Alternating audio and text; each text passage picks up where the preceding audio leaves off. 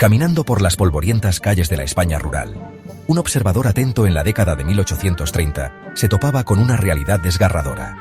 La pobreza se aferraba a la espalda de los campesinos, encorvados bajo el peso del trabajo y la falta de oportunidades.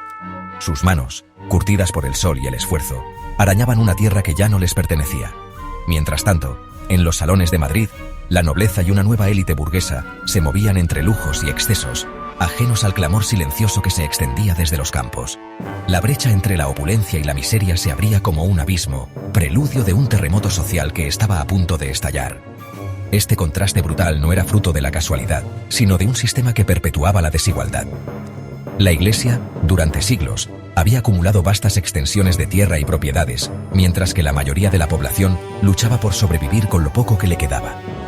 En este contexto, la llegada al poder de los liberales trajo consigo la promesa de un cambio radical, la desamortización de Mendizábal.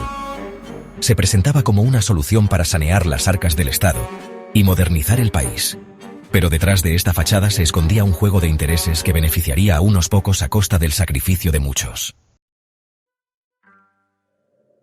La España de la década de 1830 era una nación exhausta y dividida.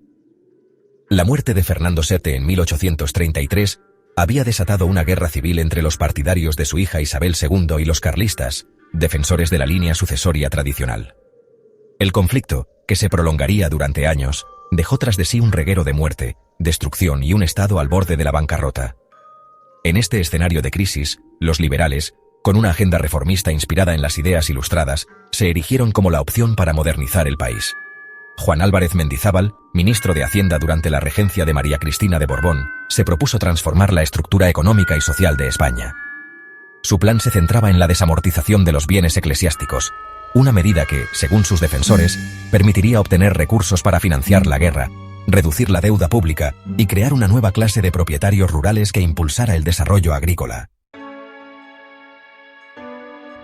La desamortización de Mendizábal, promulgada en 1836, consistió en la confiscación y venta de los bienes inmuebles pertenecientes a la Iglesia católica.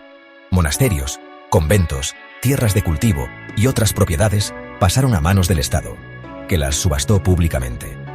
La medida se justificó, argumentando la necesidad de obtener recursos para financiar la guerra carlista y sanear las finanzas públicas, exhaustas tras años de conflicto. Se prometía que la venta de estos bienes permitiría reducir la deuda pública, financiar la construcción de infraestructuras y fomentar la agricultura.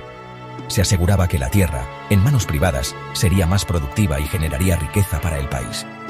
Se presentaba la desamortización como una medida necesaria para modernizar España y sacarla del atraso en que se encontraba.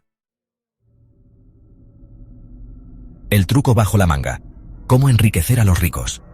Sin embargo, la realidad de la desamortización distó mucho de las promesas iniciales. Las subastas de los bienes expropiados se convirtieron en un festín para la burguesía y la nobleza, que contaban con el capital necesario para adquirir grandes extensiones de tierra a precios irrisorios. Los campesinos, a quienes supuestamente beneficiaría la medida, carecían de los recursos para participar en las subastas, y vieron cómo la tierra, que durante generaciones habían trabajado, pasaba a manos de nuevos propietarios. El truco sucio de la desamortización residía en el sistema de pago. Se permitía la adquisición de los bienes mediante títulos de deuda pública, que se encontraban muy depreciados en el mercado. Esta estrategia, si bien permitía al Estado deshacerse de parte de su deuda, beneficiaba enormemente a aquellos que habían especulado con estos títulos, adquiriéndolos a bajo precio para luego canjearlos por propiedades de mucho mayor valor. Consecuencias de un saqueo. El campo olvidado y el arte desperdigado. Las consecuencias de la desamortización de Mendizábal fueron devastadoras para el campesinado español. Lejos de impulsar la modernización agrícola, la medida agravó la concentración de la tierra en pocas manos, perpetuando un sistema latifundista que condenaba a la pobreza a miles de familias. Los nuevos terratenientes, más interesados en obtener rentas que en invertir en mejoras, no introdujeron cambios significativos en las técnicas de cultivo, lo que impidió el desarrollo del campo español. A la tragedia social se sumó la pérdida irreparable de un patrimonio artístico e histórico invaluable.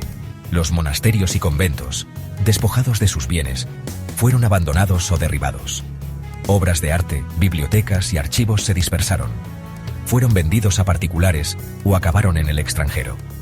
La desamortización Lejos de ser un instrumento de progreso, se convirtió en un expolio que empobreció aún más a los más desfavorecidos y privó a España de parte de su legado cultural.